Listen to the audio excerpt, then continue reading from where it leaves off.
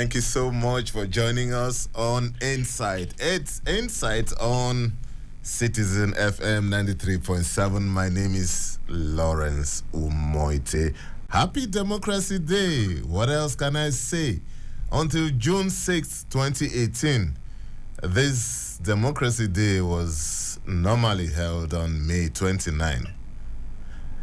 Nigeria's Democracy Day is to commemorate the restoration of democracy in the Federal Republic of Nigeria. May 29th was initially the official Democracy Day in Nigeria, marking when the newly elected then Olusegun Obasanjo's government took office in 1999. Multiple decades of military rule that began in 1966 and had been interrupted only by a brief period of democracy between 1979 to 1983. On June 6, 2018, 8 days after May 29, 2018 had been celebrated as Democracy Day, President Muhammad Buhari-led government declared June 12 to be the new Democracy Day. This was done to commemorate the democratic election of MKO Abiola on June 12, 1993, in what has then been adjudged to be the freest and the fairest election. General Ibrahim Babangida, the head of Nigeria's military government at that time, annulled the June 12 election. He interrupted the release of the results and later annulled the election, thereby preventing a return to civilian rule. So that's what we are going to discuss today. It's been 30 years since that eventful election. 30 years of struggle over the years. 30 years of commentaries over the years. And so we are going to look at the Democracy Day today. And of course, the presidential broadcast, which was held earlier today. To help us make sense of the whole of all this is my guest, Dr. Law Mefo, a forensic and social psychologist and also a media and communication strategist. Dr. Law Mefo, thank you so much for joining us on this side today. Yeah, thank you, Lawrence, for hosting me. Happy Democracy Day, Nigeria. Happy Democracy Day, Dr. Mefo. And you can join us on live stream on YouTube by typing in Citizen FM 93.7 and you will be part of the show. You can also listen to us online on www.citizenfm.ng. And not forgetting the fact that you can follow us on our social media platforms on Citizen FM Abuja. That's on Facebook and on Instagram at CitizenFM937 and also on Twitter at CitizenFM937. So that's how it's going to be on this edition. Dr. Mefo, let's go back in time as we normally do on June 12th and answer the questions. Where were you on June 12, 1993? I was a youth corper then here in Abuja. And the election was full of promises. Just like the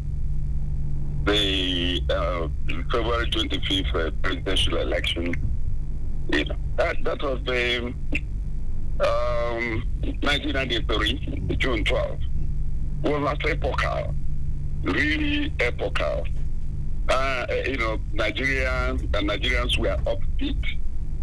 They looked forward to election of a democratically elected president of Nigeria. And we had a two-party system there decreed into existence by the government, the regime of Ibrahim Babangida General. And the two political parties, the Social Democratic Party, SDP, National Republican Convention, NRC, modeled after the U.S. two-party system. And it was quite wonderful. Nigerian political actors and elites were compelled to join either of the two political parties. And the two-party system showed so much promise. And the campaign, very phenomenal.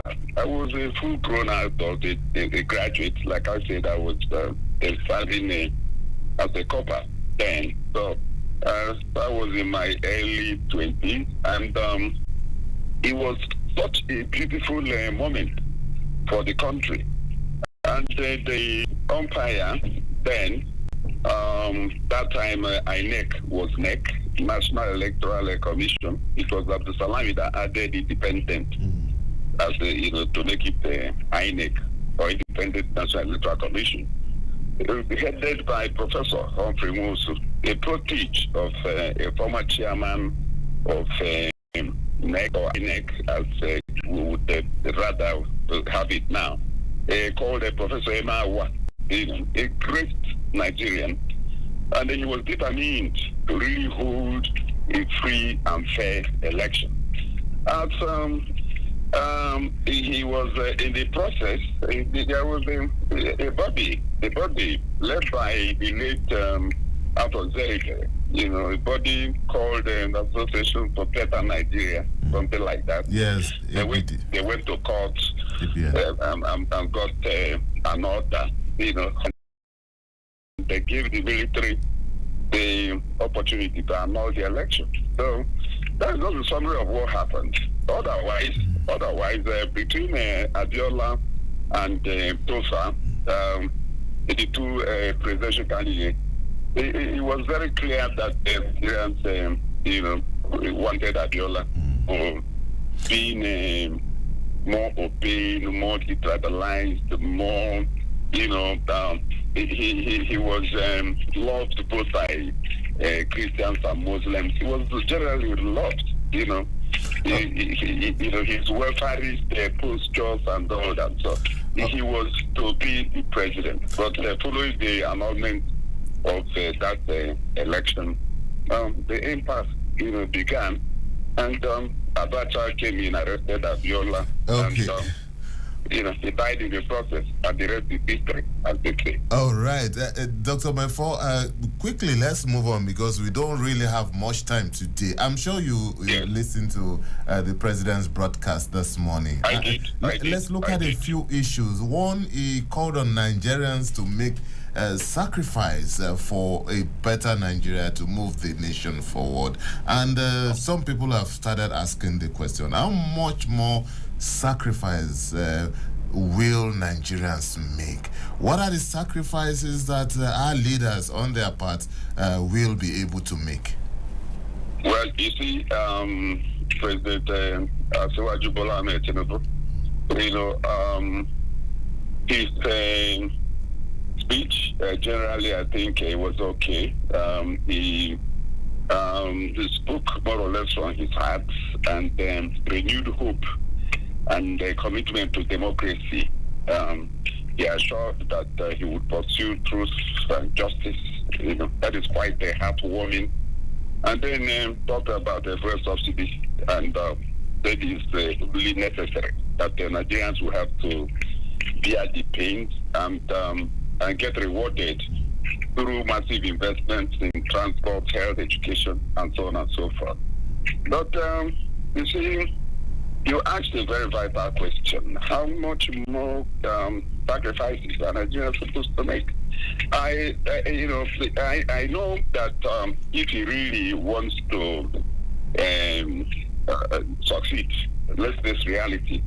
Yes, Nigeria is broke, and that is one of the reasons why he removed the fuel subsidy in the way and manner he did, because actually there is no money left to really continue with subsidy.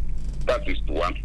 But I was reading a piece, written by Femi Falana, where he chronicled well over 20 humongous corrupt practices, where and how nearly billions and trillions were frittered away. very serious allegations he raised. I think that if Tinubu is really serious, it is really serious, and doesn't want to go down in history, the way his predecessor is going, he should pick up that document and institute, an international forensic audit to really track down some of these things, so that he'll be able to recover part of the funds that were corruptly and illegally taken away from the system. The amounts involved are way too much, trillions. And he shouldn't just keep asking Nigerians to take more.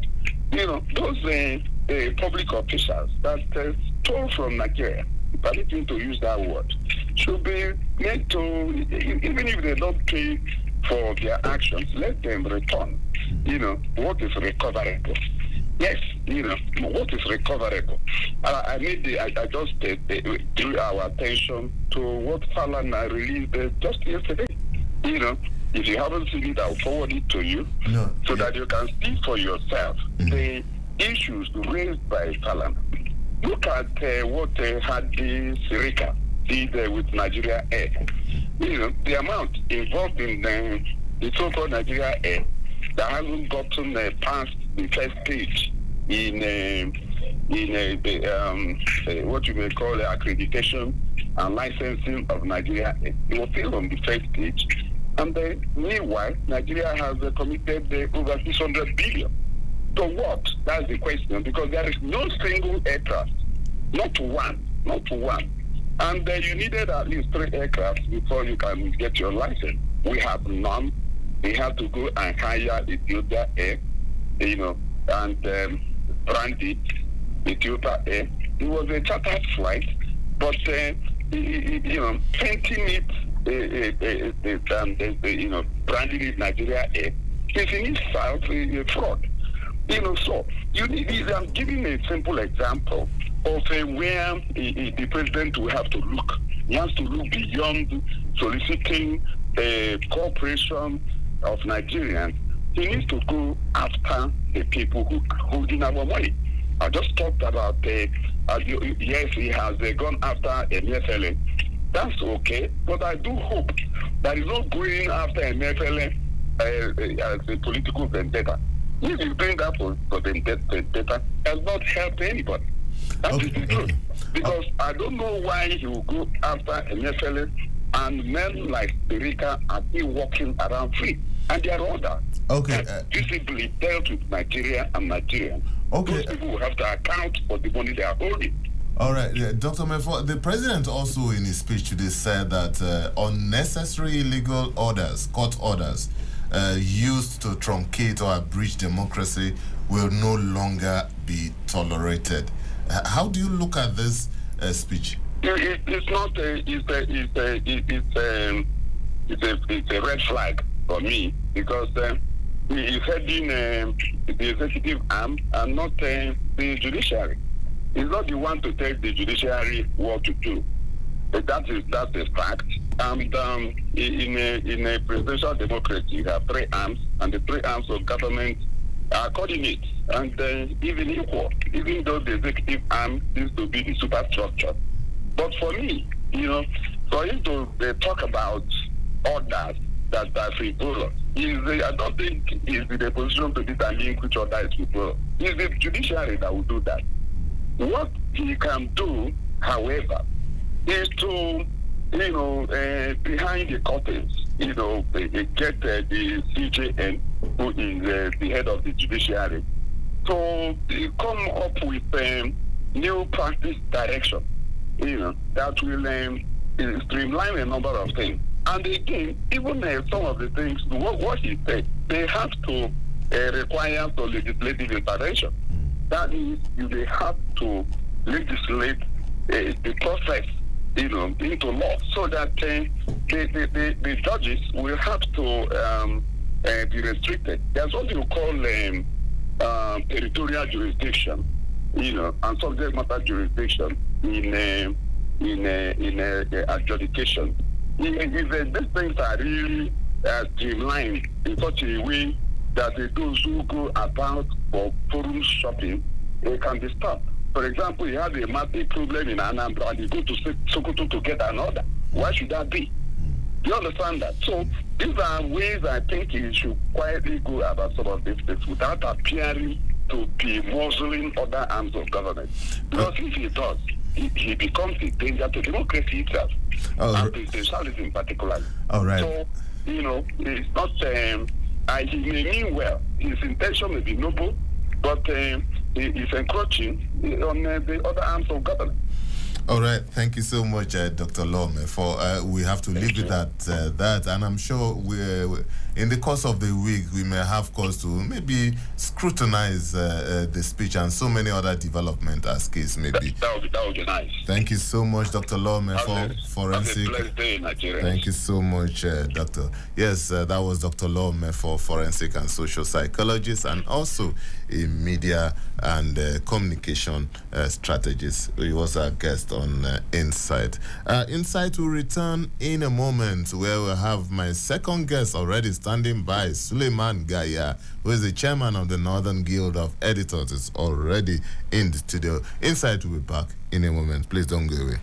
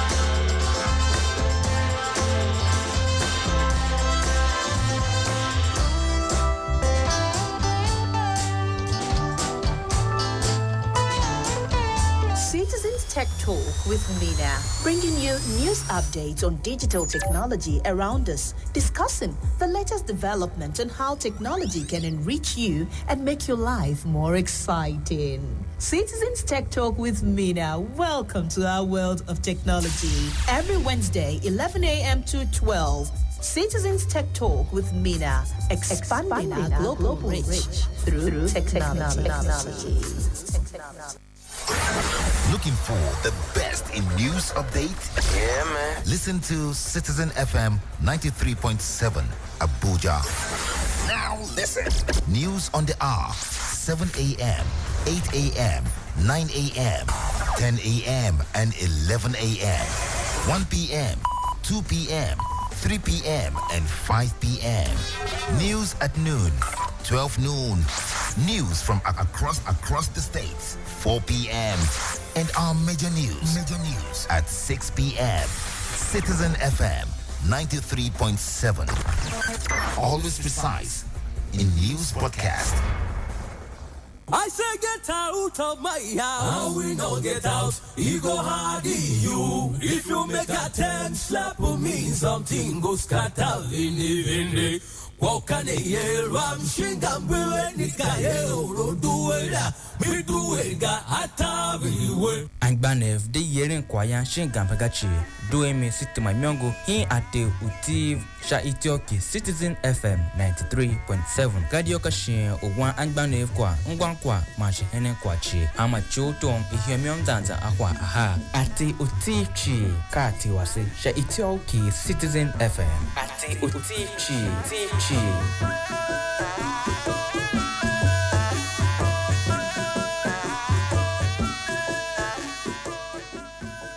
We teach girls shame. Close your legs, cover yourself. We make them feel as though by being born female, they're already guilty of something. So I think right now we have the chance to be heard, and that's why we're doing it. We're all doing it because we're asking to try and elicit change. No woman should sit down and allow a man to speak about her reproductive rights.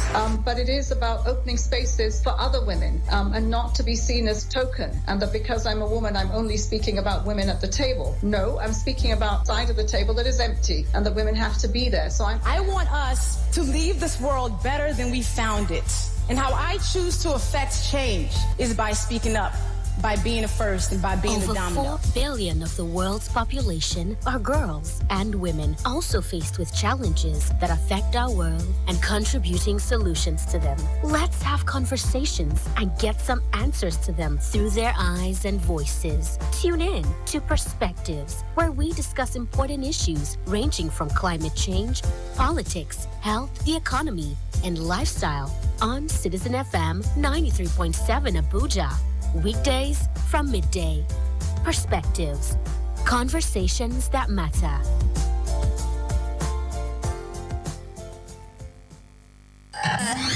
.7 Citizen FM. Let's talk about it on our favorite radio station. We're more than just a radio station. We are a part of your life.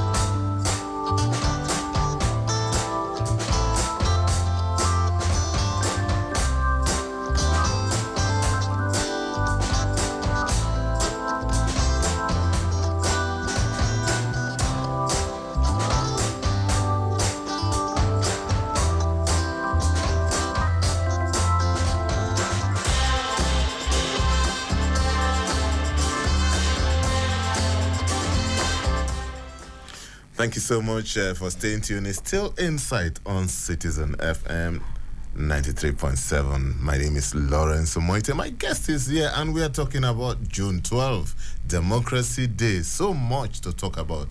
My guest is already seated in the studio, Suleiman Ubagaya. He is the immediate past deputy president of the Nigerian Guild of Editors, and is also a member of the World Editors Forum. Welcome to Insight, Suleiman. Thank you so much.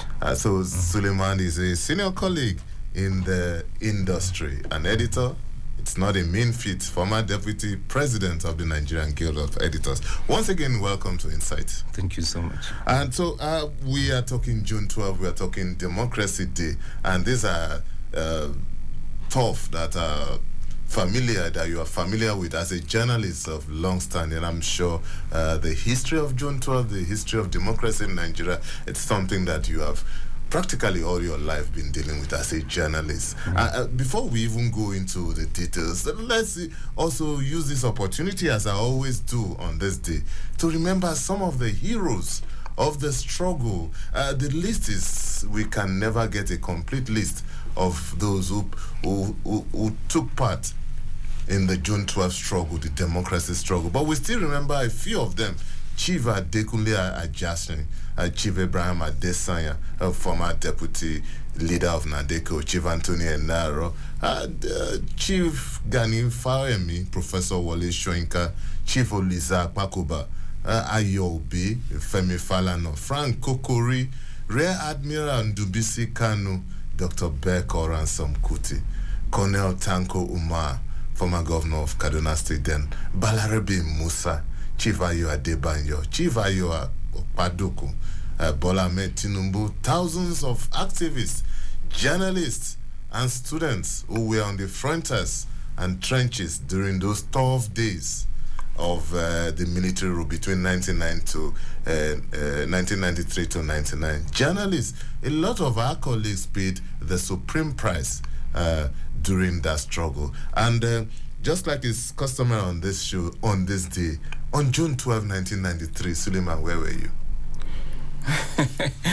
This is a very interesting question. I was in Kano on June 12, 1993. That was 30 years ago. We voted for MKO Abiola. If you remember, the people of Kano overwhelmingly rejected their own son, the late Bashir Tofa, and voted for MKO Abiola as president of Nigeria. So it was a very glorious moment for Nigeria. I was right in Kano when the sad news broke that the election has been annulled by the military of that era. Oh, okay. So briefly, as a journalist, I know that you were in the thick of events. Just let's go down memory lane. What was it like being a journalist at that period? It wasn't a tea party, honestly. It was one of the toughest jobs at the time, because you could lose your life at the slightest prompting. You know, the Abuja era was very brutal and very relentless in terms of pursuit of journalists who were advocating for the truth, justice, and the truth. So being a journalist was one of the risky. It was a very, very risky job, and indeed, as you correctly mentioned in your intro, many of our colleagues have lost their lives in the course of their work of holding leaders accountable. Okay, thank you so much. So let's stay with the June 12 issue and Democracy Day. And there's hardly any way we'll talk about this without looking at the issue of security in the country. Over the years, successive governments have battled with the security question. I know, as a journalist, let's look at it from your lens. What do you think, how would you describe the situation for now? Well, the situation for now has largely stabilized.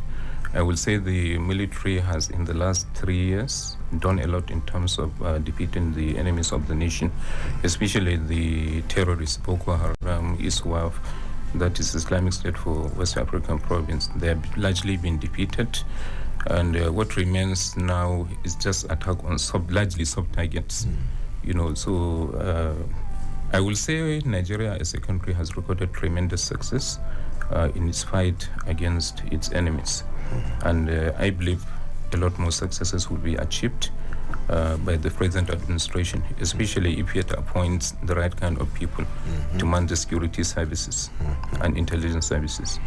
Well, Suleiman, you know, in the media, especially the traditional media, we try to protect the integrity of our military, because this is the only country we have. And most of the time, the exploits of the military is underreported, and people feast on maybe some of the challenges that the military have. And I know that you are very versatile in this area. How strong is our military? Okay, this is also a very good question. Let me take you back to 11 years ago when I was invited alongside 10 other editors of the leading newspapers of Nigeria on an official visit to Turkey.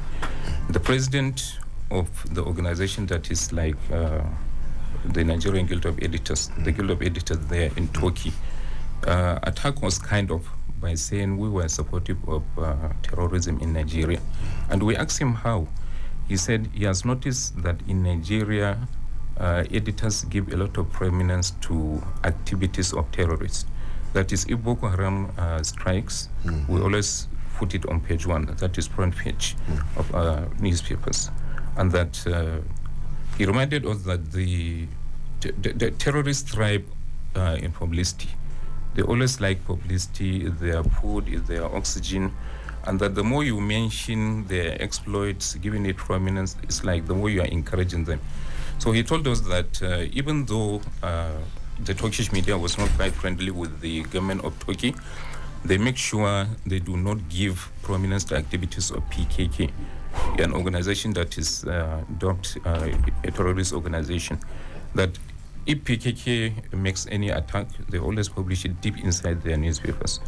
So honestly, in terms of talking about support for the military, there is nothing more patriotic than that. And I believe the Nigerian media has done its best in terms of giving support to the military in its entirety. Of course, there are a few exceptions. And of course, talking about the strength of the military, that is an area I may not be quite versed in. I may not be able to answer that authoritatively, but I will say that they are very strong. They are doing their best in terms of making sure Nigeria is safe for all of us. So they are very strong. They are patriotic, and they are doing their best. Okay, still talking about the security issues. As a journalist and as an editor, what kind of narrative should the Nigerian government be employing this time so as to insulate the military from the unnecessary barrage of criticisms from the public? Okay, the military also has a role to play, in terms of providing timely information to the media. But of course, the media must realize that it's not all kinds of information that will be dished out on the public space. There are issues to do with intelligence that cannot be discussed. Let me also take you back 5 years ago, when Donald Trump was president. I think it was November or December 2018, and he was paying a visit to Iraq.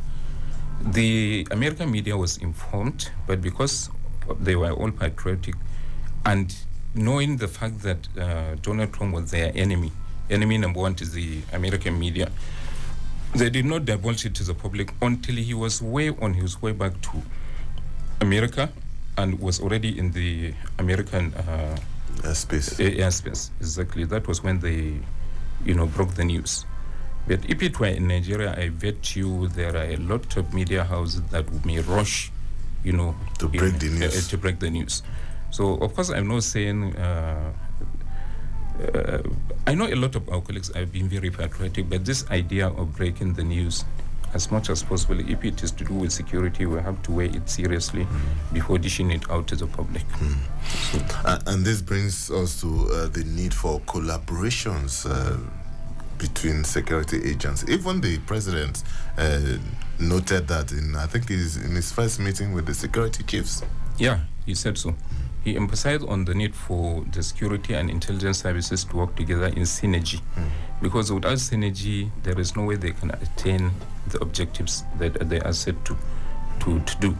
For example, the intelligence services. At times, the intelligence services, based on my knowledge of the security situation of the country, will send an intelligence report to the action agencies. The action agencies are like the police, the military, and the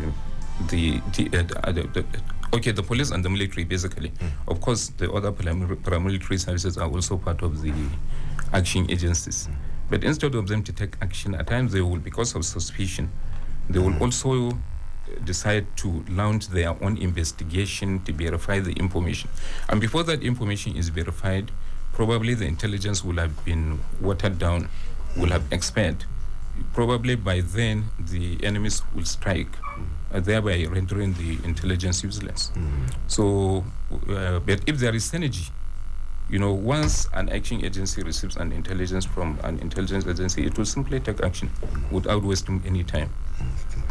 All right, if you're just listening to us, it's still Insight on Citizen FM 93.7. And my guest is Suleiman Ubagaya. He is the immediate past Deputy President of the Nigerian Guild of Editors. And we are looking at the Democracy Day, we're looking at security situation in the country and all that. Insight will be back in a moment. Please don't go away.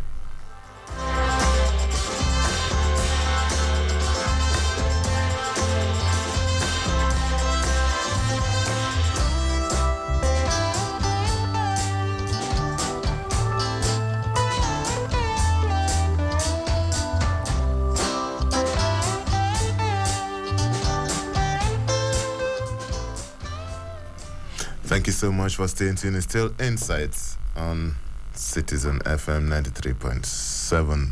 And we have about 15 minutes to go. And my guest is still seated, Deputy Suleiman Ubagaya, immediate past Deputy President of the Nigerian Guild of Editors. Thank you so much, Suleiman, for staying tuned to us on this show. Okay, before we leave the issue of security, I know that over the years, Nigeria has a reservoir of serving generals who have distinguished themselves, retired generals who have distinguished themselves over the years. So that is not a challenge for Nigeria, is it? Yeah, certainly it is not. I remember one of my heroes as far as national security is concerned is General T.Y. Buratai, the first, or rather former Chief of Army Staff, with the longest serving and for me the most accomplished in the history of Nigerian military, or Nigerian Army particularly. You know, he did quite a lot. Of course, he was misunderstood by a large spectrum of Nigerians who heaped all kinds of blames on him. But then, as President Tinubu, the incumbent president, will also testify, he also is being attacked left, right, and center on all kinds of things, you know, and he has become relentless. And look at him now; he has won the election to become the Nigeria's president. So, talking about Buratai, he did quite a lot. For example, by December 2020, he made sure that there was so much stability in the main version of Boko Haram, which was Borno State. If you recall, there was an election, local government election, in the entirety of Borno State, and Governor Zulum even directed local government chairmen who won the election to leave Maiduguri and relocate back to their bases to govern from there. So if there was no security, if the security situation had not stabilized, there was no way that could have been achieved, you know. So Buratai is a very serious patriot. By 2015, when General Muhammad Buhari became president of Nigerian Federation and appointed Buratai as Chief of Army Staff, Boko Haram was governing a sizable chunk of the Nigerian territory, said to be the size of Belgium, you know. But by December 2015, the new Chief of Army Staff led from the front and ensured the initiative was seized from the Boko Haram insurgents. Barely 5 months into that appointment, attacks on soft and hard targets had reduced by 75%. By June 2015, there was no attacks outside the Northeast, unlike before, when attacks were regular occurrences in Jos, Kano, Kaduna, Sokoto, Silesia, Abuja, among others. By July 2017, the instant attacks, suicide bomb attacks, are reduced by 90%. You know, by the years